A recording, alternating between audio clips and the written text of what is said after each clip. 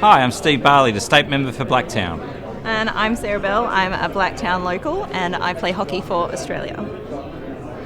Fabulous. Now, how do you see the challenges for hockey? Because hockey, for an Olympic sport, etc., was huge in the 70s and 80s. I know when I was growing up, Blacktown had fields all over the place, and now it's hard to find fields. So where do you train, and how do you see hockey at the moment? Yeah, sure. So for me, I actually have been part of a certain club over in the Hills District, Northern District Strikers as they're now known, and when I was growing up as a junior, they managed to save enough money to build their own pitch. So there wasn't a lot of money in hockey, and they cobbled together enough to build a synthetic surface. And synthetic surfaces are what we play on at Olympic level. So really important for the development of the sport at a grassroots level. There's now 2 at that particular location, but generally I play at Homebush with the old Olympic pitch. We've got pitches at Ryde, Moorebank. We play at Sydney Uni, there is quite a bit of travel involved in getting a decent pitch to play on.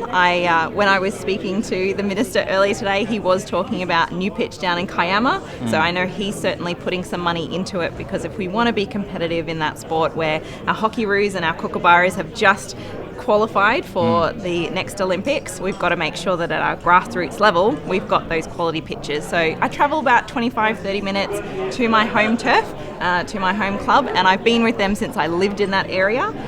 So if I wanted to play more locally, I'd actually be heading out to Penrith Way, or I know that there's some development hockey happening up near Box Hill. So how many years have you been playing hockey? Since I was 4 and a half, so we'll go with over 30.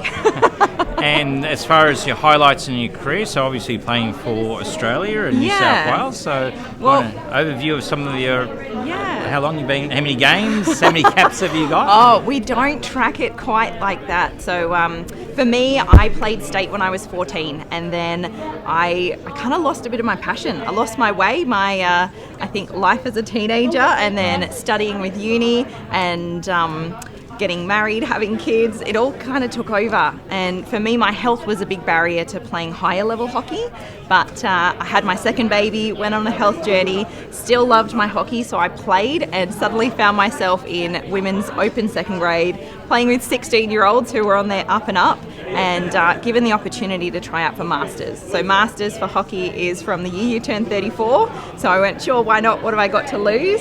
And I was chosen for state. So it's sort of a very quick turnaround, and so this will be my 3rd year chosen for New South Wales, and I put my name in the ring to be considered for the World Cup, which will be next year, for playing for Australia again. Where's the World Cup going to be played? For my age group, it's South Africa. So men and women are divided a little bit, some going to South Africa, some off to Christchurch, where I played earlier this year for Australia. So especially in the Masters, trying to get funding and support from the government and from, dare I say, and from other sources. So how do you find it at the moment? That you have to fund everything yourself, or absolutely. Is there some type of support? So you can do sponsorship, and I think when I look at the cost of living, when I think about all the other needy spaces there are around there, it's really hard to go to someone and say, hey, I've got to fund a couple of grand to go play the sport I love. Would you like to help pay for that? It is quite tricky. So I personally haven't really managed to get any sponsorship. I know some people do from here and there, depending on what businesses they know. But yeah, otherwise it's all self-funded. And I think for my age group, adding in costs of physio, needing to perhaps do gyms, wanting to work with PTs so that you don't get injured, as you want to increase your fitness levels and do all that, you really have to work with professionals who know what they're doing and help keep you safe and fit. And to give a plug for Blacktown Council, there's a $1,000 grant when you're travelling overseas if you're representing Australia. So make sure you apply for that every year. I will, absolutely. So as far as fitting in work, family and hockey, how do you manage that? Well, I'm lucky that I work for myself. So What do you do? Because of my health journey that I took, 50 kilos lost, I became very passionate about that space and the encouragement and the empowerment that came from it and all that it gave me as a mum and a hockey player. And so I now do that for my own business. But I'm lucky enough my husband works from home part of the week, so he's with the kids right now doing bath and bedtime.